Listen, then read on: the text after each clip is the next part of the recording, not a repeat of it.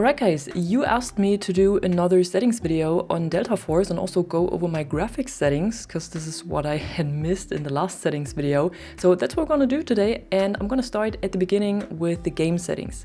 Here you have the combat settings, and here I would recommend to turn on automatic airborne mantle, because this allows you to mantle and vault more reliably over objects and also to move faster from object to object without actually falling down. So I thought this helps a lot, especially when you get stuck on just little pebbles or stuff. Then we have independent tactical stance control, and I would also recommend to turn this on, because what this means is that when you have several scopes on your weapon, so a normal and a canted sight, that you can not only switch between them when aiming down sight, but also when not aiming down sight. But you can only see this with the message on top of the screen. But when you do this, it's a lot faster during a match, so you don't have to aim down sight first and then switch to your optic. And this also works in the same way for optics with different magnifications. So I have this one right here that you can switch, and you can also switch it when not aiming down sights, which I think is pretty helpful. Another important point is scope magnification adapts automatically, and this is basically FOV ADS from Battlefield. And this only works when you use a different FOV than the default 90. So I'm using the default 90, so it doesn't have an effect for me. But if I turn this up to 120, just to show you what it actually does, if it is turned on, what happens is that the game always uses your FOV that you have set, and when you zoom in with your weapon, it only zooms in by the magnification that your scope has, so in this case 1.5. But if you turn it off, what happens when you aim down sights is that the game goes back to the default FOV, which is 90, and puts the 1.5 magnification of your scope or whatever it has on top of it. So you have a massive zoom in when aiming down sights, and with the option turned on, you don't have this massive zoom in. I like it to not have this massive zoom. If you prefer the massive zoom, turn this option off, but I would recommend to turn it on, because the zoom can really mess up your muscle memory. Then for the vehicle turret locked while turning vehicle, this option is turned off by default, and I would highly recommend to keep it like this and not turn it on, because what it does when turned off is that you can turn your turret and your vehicle independent from each other. And when this option is turned on, anytime you turn your vehicle, your turret turns as well, so you kind of drag it around with you. Then we have the different FOVs and sensitivities for the tank and helicopter and the gunner aim sensitivity. I just kept this like it is by default. It feels okay, so why mess around with it? And then the rest of the settings down here only works for hazard operations. Here you can mute your squad mate's marking voice, so when they spot enemies, you don't have this voice in your ear the whole time. If this is annoying for you, turn it on. Unfortunately, it doesn't work in Havoc Warfare. Same goes for the rest of those. I haven't changed anything here because I don't play the extraction mode. If you do, you might want to have a look at this. Then moving on to keyboard and mouse.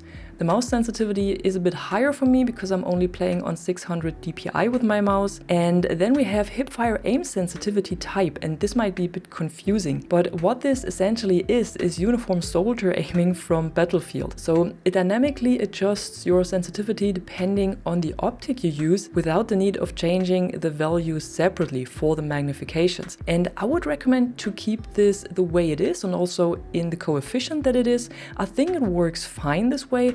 But if you should feel like it doesn't work well and your magnifications feel kind of strange and maybe some feel too fast and others too slow, just set this to set sensitivity per zoom, and then you have all the different magnification values and you can separately set the sensitivities for them. And what I also set to on is invert aircraft vertical input. If flying a helicopter feels kind of strange for you and unusual, this might be the setting you're looking for. Then on controls and combat, there are also a few settings that I think you should change. And the first one that I changed at least is to set crouch toggle to control. I don't know what it was before, but it felt kind of strange. So I prefer this to be on control, so I can just toggle to crouch and I don't have to hold it. And then instead I set prone to C, because that's closer to the thumb, and I'm just used to that because I have the same setting in other games as well. And then what I would also recommend for lean and peak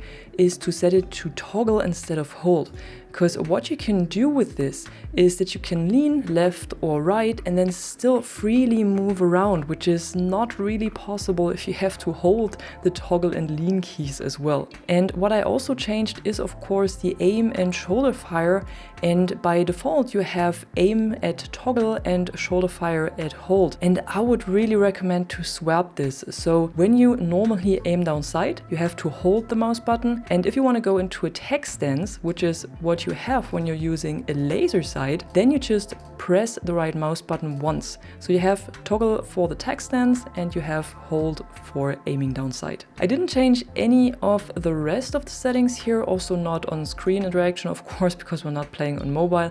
I did also not change anything for the vehicle. Then moving forward to screen, you have the show performance parameters here, and I would recommend to turn this on because that allows you to see your ping and also your FPS in the top right corner when you are on the map. And then we go on to the minimap, and I would also recommend to turn this one on, rotating perspective, because what it does when turned on is that you are the center of the minimap and the whole map rotates around you. And I think this is a lot easier to find your way around and also find the position of spotted enemies. When you turn it off, what happens is, of course, you are still the center of the map, but you are moving inside of the map and you are turning inside of the map and not the map is turning around you. And I always find this setting harder to move around and find what you're actually looking for. What you can do as well is change different FOVs from the minimap, so the view distance, like it would be called in Battlefield. I'm sorry, I always have to compare those two because it's probably easier for you to understand what I'm talking about. If you can't see enough on your minimap and you want to change this, turn this up so the minimap zooms out a lot, and if you turn it down, the minimap zooms in. And what you can do as well is change the icon scale. So if you have a hard time seeing spotted enemies, the little red dots on your minimap, or your teammates or resupply stations, be sure to turn this up because this increases the size of those icons. And then probably the most important part, there are the graphics. So I have everything to auto right here. I'm using full screen, of course. I have my screen resolution. Then the brightness is completely in the middle and the sharpness is up to 65.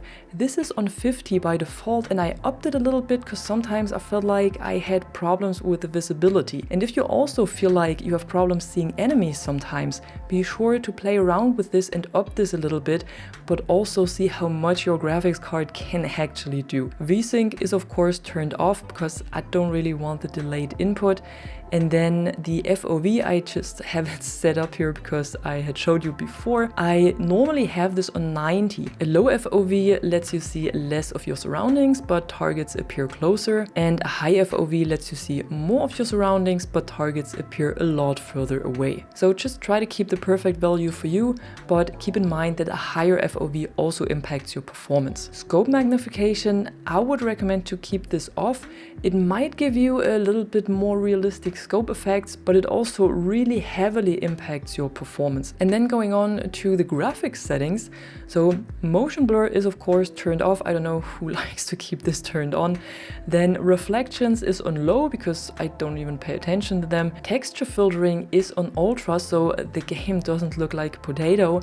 Ambient occlusion is off, particles are low, distortion as well. And what I kept on ultra still is the scene details and the scene view distance. Because when you turn this down, especially the scene view distance, and you prefer to play as a sniper or on long range, you might have problems that different objects are not popping up. And for the scene details, I keep it on ultra because if I turn it down, it keeps loading textures all around me when I'm walking across the map. For depth of field, I would actually recommend to turn it off, but this is not working. This is still the same bug that we had in the alpha, and it's still existing in the demo because it's basically the same build. If you turn it off and you restart the game, it will be turned on again. So I don't even bother turning it off again. Then I have global illumination at low, shaders at high, textures on ultra as well, simply because I don't like my game to look like a potato. Then streaming and shadows on low again, shadow map on medium because I had some weird artifacts if I put it on low. And then post-processing on ultra, same again, so the game doesn't look like a potato. And then fog and animation on low as well. And this should give you around 200 or more FPS. Just one thing about the frame rate, I still kept it to 120 because I feel like it runs a little bit smoother. So I tried to find the best middle way here. And down here at resolution, I have Nvidia DLSS because it works pretty well for me and makes the game run smooth. But what I have turned off is Nvidia Reflex. I know it would reduce the input latency, but as soon as I turn it on, I have massive stutters and micro stutters the whole time. Then if you have the same problem, try to turn Nvidia Reflex off. Maybe that works for you as well. On audio, I have not changed a single thing except for turning the voice chat down. And yeah, that was it for today. I hope this video helps you to find some good settings for you and to clarify a few things that might be confusing. And I hope the graphics settings help you to run the game better and smoother and still with high FPS. If it does, be sure to drop a like and subscribe, and I'm gonna see you in the next one. I'm Catwoman and you are awesome.